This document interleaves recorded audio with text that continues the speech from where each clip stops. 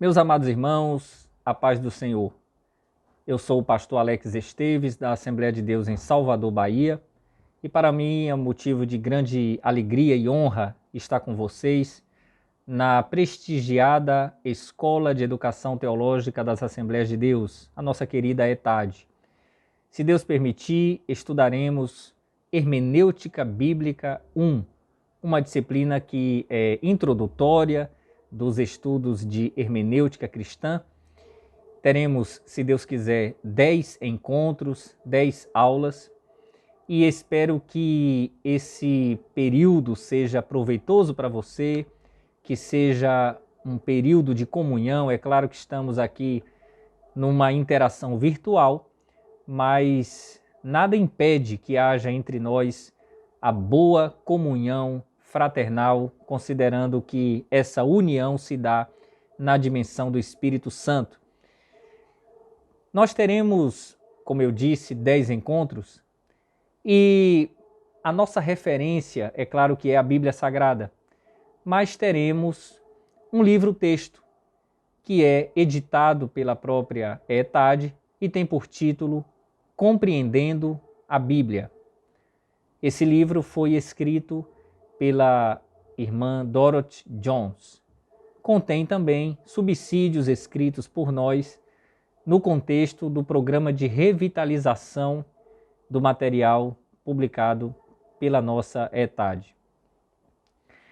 Meus irmãos, hoje faremos uma introdução ao estudo de Hermenêutica Bíblica 1 e passaremos já a aula de número 1. Teremos 10 encontros, como eu já disse, e hoje trataremos de questões preliminares para que possamos adentrar ao terreno da hermenêutica bíblica. Nós vamos agora falar de forma introdutória do nosso propósito e das partes em que se encontra estruturada a nossa disciplina. O propósito do nosso estudo é conduzir o aluno na abordagem racional e organizada das Escrituras Sagradas, de forma espiritual e para a glória do nosso Senhor. Nosso estudo, e isso é muito bem indicado, afirmado no livro Compreendendo a Bíblia, não se baseia apenas no acúmulo de conhecimentos, mas tudo deve ser feito numa perspectiva cristã, espiritual, para a glória do nosso Deus, na pessoa do Senhor Jesus Cristo e com a força do Espírito Santo. Teremos 3 partes. A primeira parte, dividida em 4 lições, a segunda parte, 3 lições, e a terceira parte, igualmente 3 lições. Na primeira parte, veremos conceitos fundamentais, princípios e terminologia apropriada à nossa disciplina. Na segunda parte, veremos 2 métodos de estudo da Bíblia: o método sintético e o método do livro inteiro. A terceira parte será dedicada a 3 outros métodos: o tópico, método devocional e método biográfico. Passemos, portanto, à nossa primeira aula, que diz respeito à abordagem à compreensão. Abordagem à compreensão. Como deve ser a nossa compreensão, ou como se estrutura, em que se deve fundamentar a nossa compreensão das Escrituras Sagradas. A primeira coisa que nós veremos hoje diz respeito à necessidade de se estudar as Escrituras Sagradas. E dentro dessa sessão acerca da necessidade de estudar as Escrituras Sagradas, nós veremos alguns conceitos fundamentais. O primeiro deles é o conceito de hermenêutica. O que é hermenêutica? Hermenêutica é a arte e ciência de interpretar textos. A hermenêutica faz parte da teologia exegética. Teologia exegética estuda o grego bíblico, o hebraico bíblico, a exegese propriamente dita e a hermenêutica. Há também a teologia bíblica, a teologia sistemática, a teologia histórica, a teologia prática.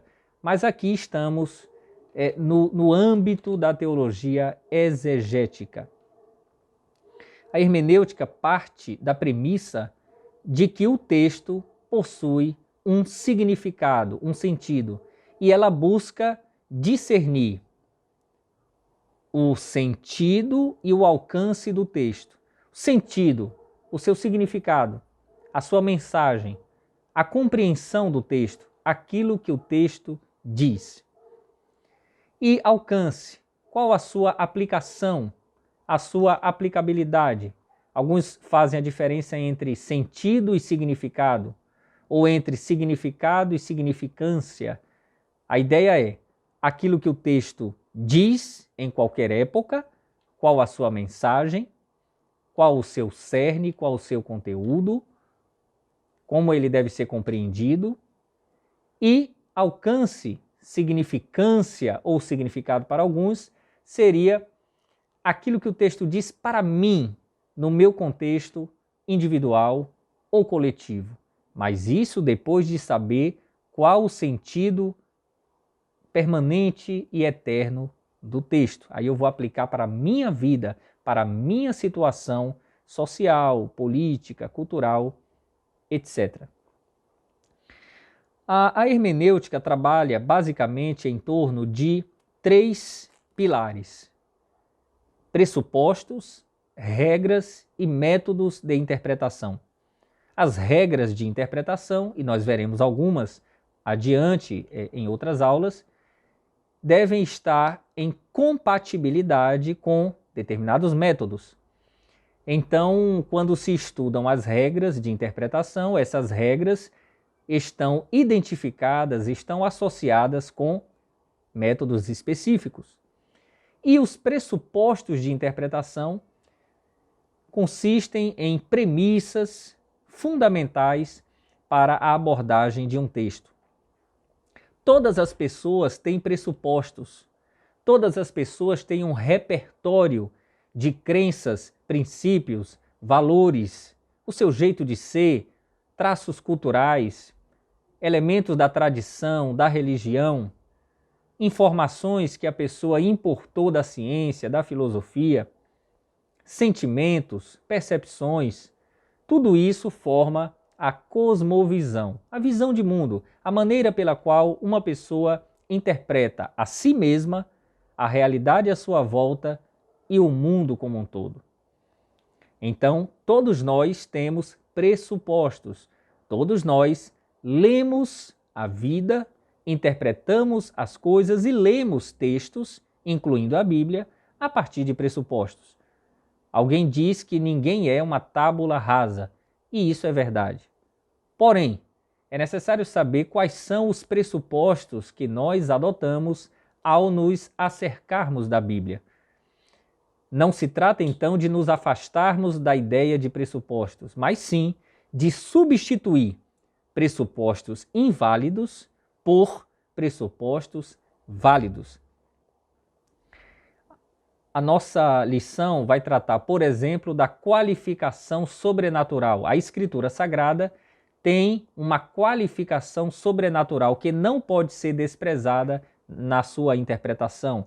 Portanto, o leitor da Bíblia deve saber que uma das características, uma das qualidades, um dos aspectos da Bíblia Sagrada é que ela tem o sobrenatural. Ela fala de milagres, ela fala da ressurreição dos mortos, da ressurreição de Cristo, da segunda vinda de Cristo, fala do dilúvio como algo proveniente de Deus, juízos determinados por Deus, fala da salvação como sendo um fenômeno espiritual, fala dos céus, fala do inferno, fala do espírito humano. Tudo isso são conceitos do mundo espiritual, metafísico.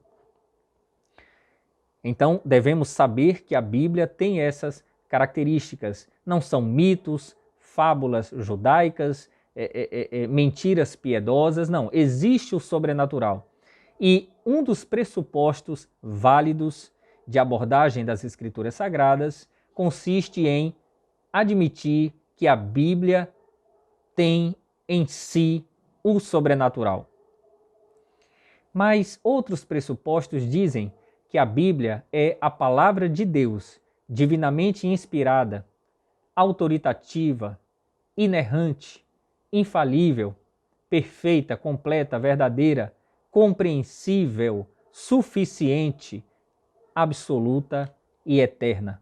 Esses são pressupostos válidos de interpretação que devem substituir pressupostos equivocados. Por exemplo, de que a Bíblia seria um amontoado de palavras desconexas entre si que a pessoa pode sacar ao seu bel alvitre, ao seu bel prazer, ou de que a Bíblia seria uma literatura comum, ou de que ela poderia ser analisada como se analisam objetos ou animais em laboratório. A Bíblia é a palavra de Deus. Ela é também literatura, mas ela tem um caráter singular.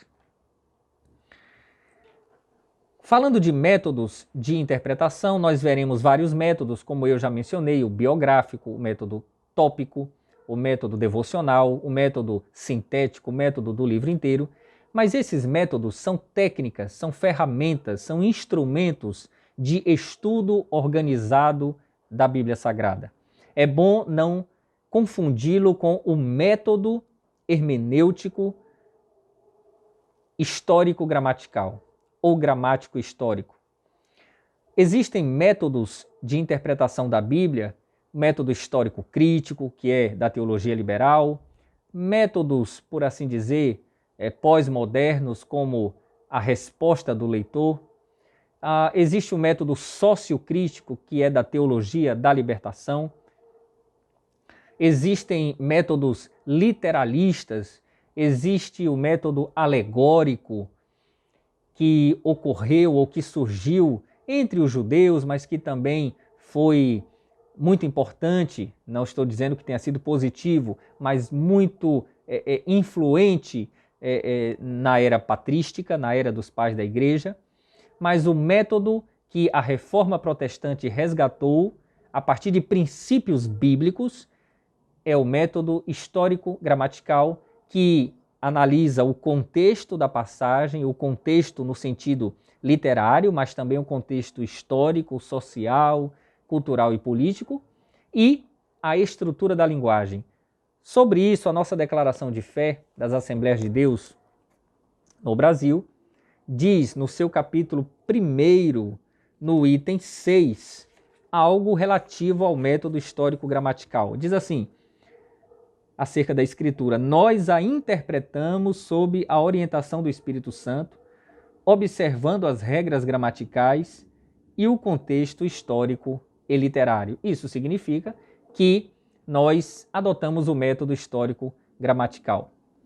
Mas, volto a dizer, é necessário distinguir o método hermenêutico por excelência dos cristãos conservadores, dos protestantes históricos, entre os quais os pentecostais se acham, que é o método histórico-gramatical. Devemos distingui-lo dessas ferramentas, desses métodos de estudo bíblico que veremos ao longo da nossa disciplina. Devemos também fazer uma diferença entre hermenêutica e exegese. É claro que essas palavras são intercambiáveis no seu emprego.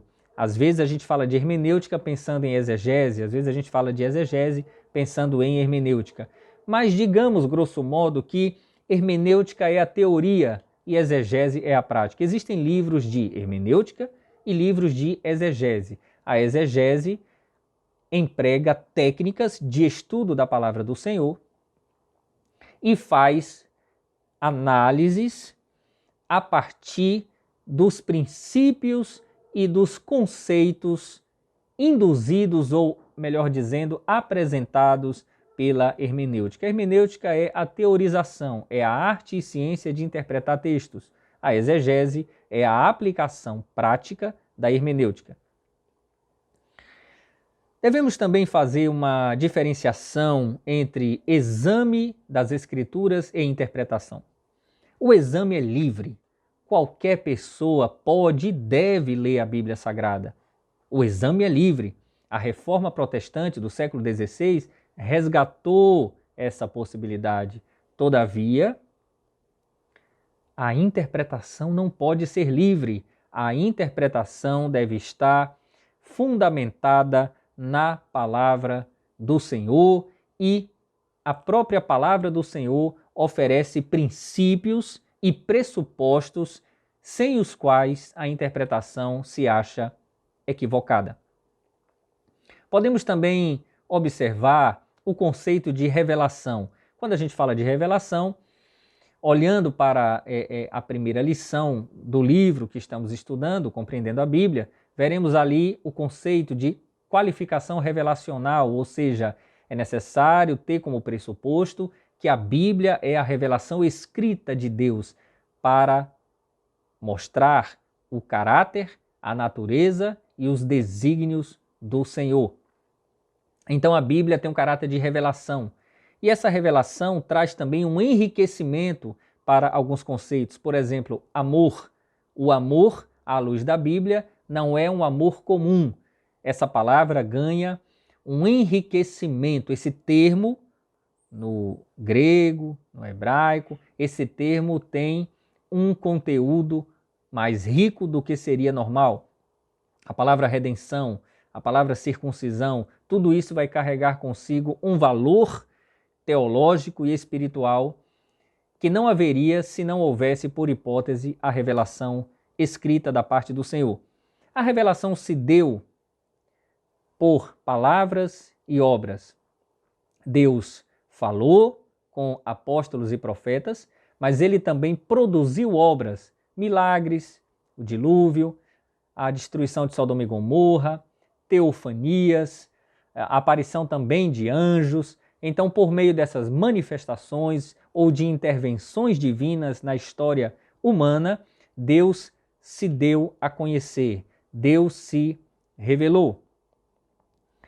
Essa revelação, portanto, se dá de duas maneiras: a revelação por meio de palavras e a revelação por meio de obras. A própria natureza, né? Lá no Salmo 19 está escrito que os céus manifestam a glória de Deus e o firmamento anuncia a obra de suas mãos. Salmo 19, verso 1. E em Romanos, no capítulo 1, o apóstolo Paulo diz que os atributos invisíveis de Deus, tanto o seu poder como a sua divindade, claramente se compreendem pelas coisas que estão criadas. Por isso, os homens, todos eles, são indesculpáveis ou inexcusáveis. É uma revelação natural, uma revelação geral. Mas a Escritura traz a revelação especial da pessoa de Cristo para salvar os pecadores pela graça mediante a fé. E a revelação se dá, mas o registro daquilo que foi revelado se verifica por meio de um processo chamado inspiração divina. Inspiração divina. A inspiração divina é o processo por meio do qual Deus, de maneira misteriosa, miraculosa, maravilhosa, concedeu palavras, não apenas ideias, isso é muito importante, não apenas ideias gerais ou ideias centrais, mas palavras para os autores sagrados. Em 2 Pedro, capítulo 1, versículo 21, o apóstolo diz que não há profecia de particular interpretação ou de particular elucidação, porque homens santos de Deus falaram movidos pelo Espírito Santo. Muito importante. A interpretação deve estar jungida, deve estar ligada, deve estar adstrita à palavra do Senhor, porque a palavra do Senhor não foi registrada ao bel talante dos escritores. Eles escreveram aquilo que receberam de Deus e no processo de inspiração divina nada acrescentaram de si mesmos. É claro que nesse processo as características pessoais, as idiosincrasias, o jeito de ser, não é? A maneira, o vocabulário, a gramática, o estilo literário, as circunstâncias e até o temperamento, a personalidade, a biografia de cada escritor adentraram, mas de uma maneira maravilhosa. Aquilo que resultou desse trabalho, dessa elaboração, não é palavra de homens, é palavra de Deus. É curioso porque uma das características que se estuda em hermenêutica acerca da palavra de Deus é que ela tem um caráter divino hífen humano. Caráter divino humano. Não se assuste com isso. Não estou dizendo que a Bíblia seja palavra de homens, mas sim que ela foi escrita em linguagem humana. Grego, hebraico, um pouco de aramaico. Mas tudo o que lá está escrito é palavra do Senhor. E em 2 Timóteo capítulo 3, versículos 16 e 17, está escrito que toda escritura divinamente inspirada é apta. E ele vai dizer quais são os benefícios da palavra do Senhor. Toda escritura divinamente inspirada. Essa ideia de inspiração divina é de que os autores sagrados, lembrando agora também do que Pedro escreveu e acabei de comentar, eles escreveram como que recebendo o sopro de Deus. Inspiração divina não é que Deus inspirou para si. Deus expirou e os autores inspiraram, receberam o sopro do Senhor. Foram movidos, escreveram o que Deus disse. É importante também falar das formas de elaboração. Os autores bíblicos escreveram de maneiras variadas. Houve aqueles que, como Paulo, desenvolveram um longo labor teológico. Lucas faz um trabalho de pesquisa, praticamente de reportagem, que ele menciona na sua obra Lucas Atos. Outros são profetas que escrevem aquilo que ouviram da parte do Senhor, alguns tendo visões, como Zacarias, como Isaías, e outros escrevendo de outra maneira. Moisés, por exemplo, claramente se aproveita, se utiliza de tradições e documentos preexistentes. E isso não significa de maneira nenhuma que ele não tenha sido inspirado pelo Espírito Santo, porque o registro é que foi inspirado. O registro nos autógrafos. E a Bíblia que está conosco é palavra de Deus. Porque, embora a inspiração tenha sido dada aos autógrafos, aos textos originais, o Deus que é poderoso para criar as Escrituras Sagradas é poderoso para preservá-la em qualquer idioma. Porque se assim não fosse, o trabalho de Deus, por hipótese, seria incompleto. Deus não tem poder apenas para dar inspiração a escritores sagrados. Ele tem poder para preservar intacta e sempre perfeita a sua revelação escrita. É importante também falar da iluminação, que no livro, na lição que temos estudado agora, está ali no campo da qualificação espiritual. Quando nós vamos ler a Bíblia, precisamos ser iluminados pelo Espírito Santo. Não significa de maneira nenhuma que a Bíblia seja um livro criptografado, que a Bíblia seja um livro codificado, um livro que não possa ser compreendido por pessoas que não tenham o Espírito Santo. Na verdade, a Bíblia não é um livro esotérico, oculto. Qualquer pessoa que empregar os métodos adequados, especialmente o método histórico-gramatical, compreenderá racionalmente, cognitivamente o conteúdo bíblico, sim.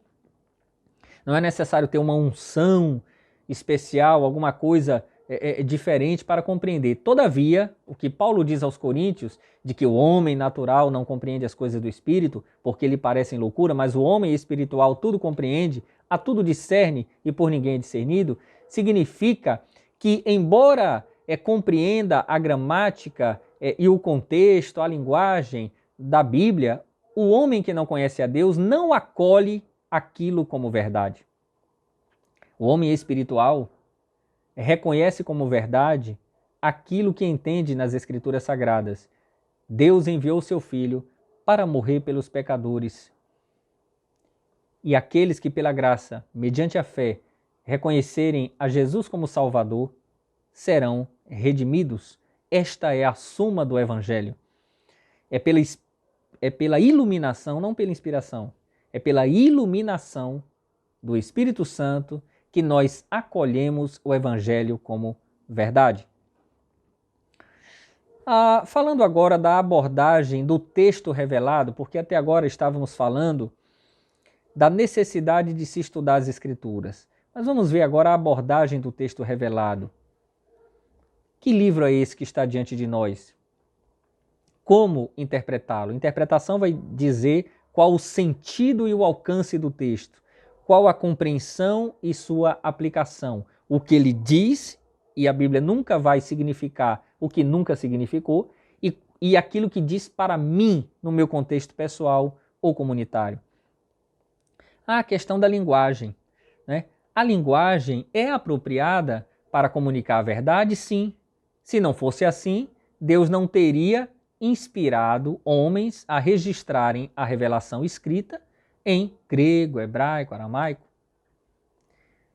Alguns que são os pós-modernistas, desconstrucionistas, pragmáticos no campo de teorias linguísticas e literárias, têm dito que a linguagem é incapaz, é inidônea, é inepta ou inapta para comunicar a verdade. Todavia, nós sabemos que, embora ainda enxerguemos como que por espelho em enigma, como diz o apóstolo Paulo, aquilo que conhecemos é pleno e é verdadeiro. O apóstolo Pedro, numa de suas epístolas, nos conclama, nos exorta a termos o pleno conhecimento de Jesus Cristo. Não conhecemos tudo, não conhecemos de maneira exauriente, exaustiva, abrangente, mas aquilo que conhecemos, pela graça mediante a fé, pela iluminação do Espírito Santo, é a verdade do Senhor. A linguagem, então, ela tem uma função de comunicar a verdade. Ela tem possibilidades, ela tem prerrogativas instituídas pelo próprio Deus, porque Deus trabalha com a linguagem. Mas ela, claro, que tem limitações. Primeiro porque o homem não é perfeito.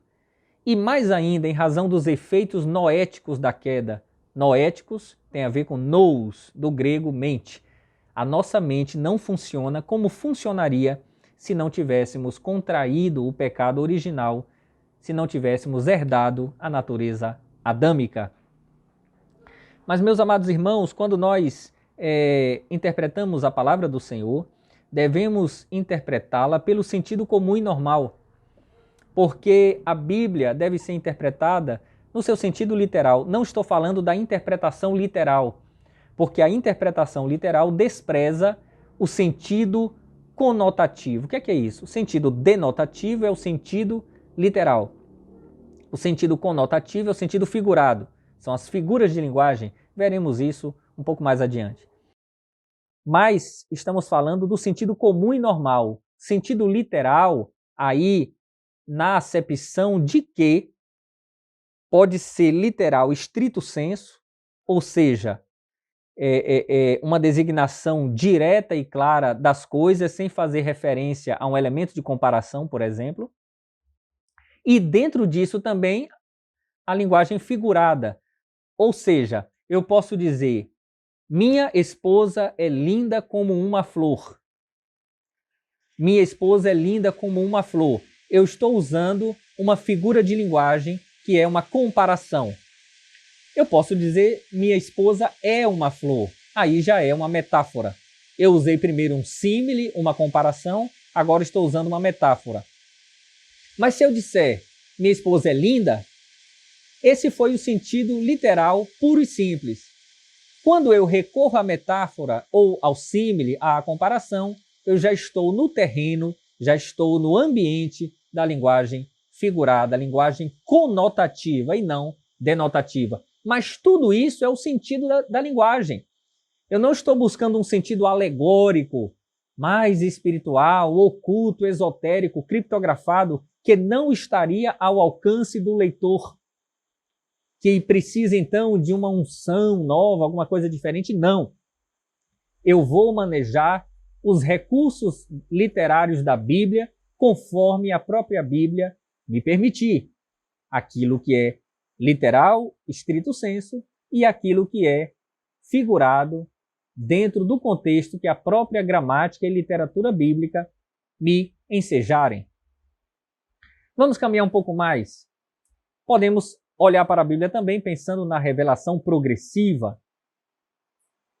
Imagine que a revelação escrita da parte de Deus é como uma caixa que tem determinado conteúdo ainda não conhecido e há um pano que vai sendo aberto paulatinamente.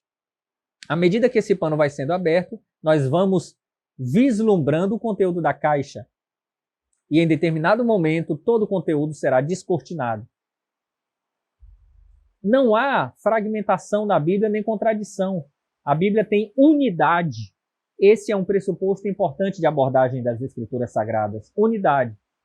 Porém, à medida que a revelação vai se descortinando, novas revelações ou novos insights o Espírito Santo permite que o homem conheça, de Gênesis a Apocalipse, não fora do cânon. Não fora do cânon, porque não há mais revelação canônica, revelação autoritativa. De maneira nenhuma, a Bíblia é suficiente. Esse é mais um pressuposto. Porém, vamos lembrar de Hebreus, capítulo 1, versículo 1. Havendo Deus outrora falado de muitas maneiras aos pais pelos profetas, nesses últimos dias falou-nos pelo Filho, a quem constituiu o herdeiro de tudo, por quem fez também o universo. A Bíblia nos mostra que os profetas inquiriram acerca da nossa salvação, mas com o passar do tempo é que essa luz se manifestou de forma mais elucidativa. Louvado seja o Senhor. Essa revelação progressiva é um conceito, meus amados irmãos, muito importante para nós evitarmos a falácia, a mentira de que a Bíblia é fragmentada, de que a teologia de Paulo briga com a teologia de Pedro, de que a teologia de Pedro briga com a teologia de João, de que o Antigo Testamento não tem continuidade com o Novo Testamento. Né? Na verdade, há uma unidade, a Bíblia não se contradiz, é uma harmonia, porque o tema central das Escrituras, e é o que lhe dá caráter sistemático, é de que Cristo veio ao mundo para salvar terríveis pecadores pela graça, mediante a fé. Cristo é a revelação encarnada de Deus. No princípio era o Verbo estava com Deus e o Verbo era Deus, ele estava no princípio com Deus. Todas as coisas foram feitas por ele, sem ele nada do que foi feito se fez. Cristo é essa revelação, é o Logos. A Bíblia diz, e o Verbo se fez carne e tabernaculou entre nós, habitou entre nós, montou a sua tenda entre nós, João 1,14. E vimos a sua glória, glória como do unigênito do Pai, cheio de graça e de verdade. Essa revelação progressiva nos permite enxergar a Bíblia não como um amontoado de revelações estanques, mas como a única e bendita palavra do Senhor, que nos permite chegar a um princípio maravilhoso de interpretação.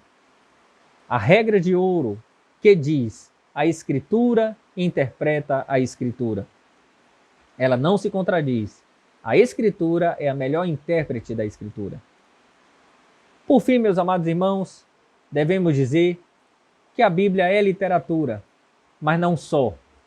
Veremos aqui algumas estruturas literárias e recursos retóricos que evidenciarão que a Bíblia é literatura. Porém, a Bíblia não é só literatura, ela é a palavra de Deus inspirada, divinamente inspirada, inerrante, infalível, autoritativa, compreensível.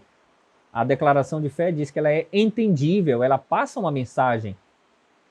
Os pós-modernistas dizem que não dá para ter uma interpretação única porque cada um interpreta de uma maneira. O fato de haver várias interpretações não significa que não haja uma interpretação correta.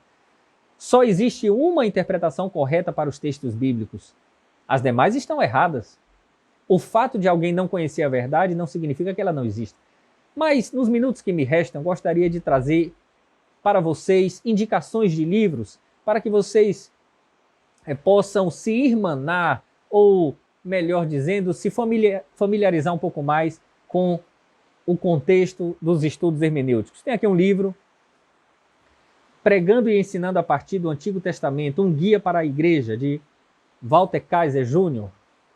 Não é exatamente hermenêutica, mas é aqui uma simbiose entre hermenêutica e homilética, que alguns têm dificuldade, muitos têm dificuldade de pregar a partir do Antigo Testamento. Editora CPAD, pregando e ensinando a partir do Antigo Testamento, um guia para a igreja. Esse aqui, posso dizer que é um clássico, A Interpretação Bíblica, Meios de Descobrir a Verdade da Bíblia, de Roy B. Zuck. Roy B. Zuck, Edições Vida Nova. Edições Vida Nova, essa edição que eu tenho é de 94. Se você quiser comprar um livro e que puder comprar só um, sugeriria que comprasse esse aqui. É um dos que você poderia comprar. Esse outro aqui, da editora Cultura Cristã, do escritor Walter Kaiser Jr., já mencionado, e do escritor cubano Moisés Silva, né? Esse livro aqui, Introdução à Hermenêutica Bíblica, como ouvir a palavra de Deus, apesar dos ruídos de nossa época. Esse outro é bem acadêmico e técnico, mas é interessante, o pessoal tem falado muito bem, do Kevin Van Hooser. O título é Há um significado neste texto? Ele já entra em questões filosóficas também. Interpretação Bíblica, os enfoques contemporâneos. É o selo acadêmico da editora Vida, Vida Acadêmica. Vou colocar aqui para os irmãos verem. Esse outro livro é o uso do Antigo Testamento no Novo Testamento e suas implicações hermenêuticas. É do G.K. Beale, Vida Nova. É uma forma prática de entender como que a hermenêutica funciona a partir da hermenêutica adotada pelos escritores neotestamentários com relação ao Antigo Testamento. Esse outro livro é um manual de hermenêutica, está até no plástico, né? Coloquei no plástico, da editora Vida, é do Henry Virkler, Hermenêutica, Princípios e Processos de Interpretação Bíblica. Esse outro livro aqui é um livro de história, na verdade, do Gerald Bray, História da Interpretação Bíblica. Vai falar de vários métodos, alegórico, histórico-crítico, entra nesse campo também de teorias pós-modernas, um livro atualizado, bastante denso, muito interessante. Esse aqui é da CPAD, o outro que eu li é da Vida Nova, que eu mencionei, né? Do Gerald Bray. Esse aqui é da CPAD, Hermenêutica, Arte da Interpretação ensinada pelos próprios escritores bíblicos. Mais uma vez, o Novo Testamento nos ensinando a interpretar a Bíblia. É do David Starling. CPAD. Veja como a CPAD tem se dedicado a essa área. Esse outro aqui da Vida Nova, Os Perigos da Interpretação Bíblica. Ele traz as chamadas falácias da interpretação, do D.A. Carson, Vida Nova. Esse outro, bastante acadêmico, do Grant Osborne, A Espiral Hermenêutica, uma nova abordagem à interpretação bíblica, uma nova abordagem. Aí é uma perspectiva que ele traz para afastar algumas interpretações equivocadas. A Espiral Hermenêutica. Outro aqui de dois autores, Andreas Kostenberger e Richard Peterson. Convite à Interpretação Bíblica, a Tríade Hermenêutica, História, Literatura e Teologia da Vida Nova. História, Literatura e Teologia da Vida Nova. Estou dando esses títulos, meus irmãos, para os irmãos se ambientarem com aquilo que tem sido publicado e aquilo que nós consideramos digno de registro. Porque tem outros livros de hermenêutica que nós não recomendaríamos, porque nem são livros propriamente de hermenêutica. Alguns adentram em questões que são alheias à interpretação bíblica. Esse outro livro é muito interessante. Formas literárias da Bíblia. Teremos oportunidade de tratar um pouco disso. Formas literárias da Bíblia. Ajuda prática ao leitor da Escritura Sagrada, bem como aos professores que a ensinam. É do Leland Ricken. Ele traz, da Cultura Cristã, editora Cultura Cristã, ele traz uma série de, estou lendo ele, traz uma série de exemplos de estruturas literárias na palavra do Senhor. Um outro aqui, que tem também um outro volume de exegese, mas esse aqui é Introdução à Interpretação Bíblica, da Thomas Nelson, do William Klein, Craig Blomberg e Robert Hubbard Jr. Veja aqui a dimensão, né, do livro. Introdução à Interpretação Bíblica. Hermenêutica. Todos esses livros aqui são de hermenêutica, alguns são manuais e outros não. Meus amados irmãos, teremos então mais 9 encontros. Espero que esse tenha sido útil. O nosso interesse é identificar métodos que sejam dignos da palavra do Senhor. O método histórico-gramatical é o método por excelência da interpretação bíblica, mas essas ferramentas que nós veremos, método biográfico, método devocional, método tópico, método do livro inteiro e método sintético, são ferramentas, são recursos, são técnicas muito especiais de estudo da palavra do Senhor. Espero que esse encontro tenha sido interessante, espero que não tenha sido cansativo e quero pedir a Deus que Ele te abençoe ricamente. Não oramos no início, mas gostaria de orar no final. Querido Deus eterno Pai, nós agradecemos a Ti por esse momento tão especial. Eu acredito na palavra do Senhor, estou certo de que nossos ouvintes, os alunos da ETAD, também creem que a Bíblia é a única revelação escrita, é a palavra de Deus poderosa para salvar.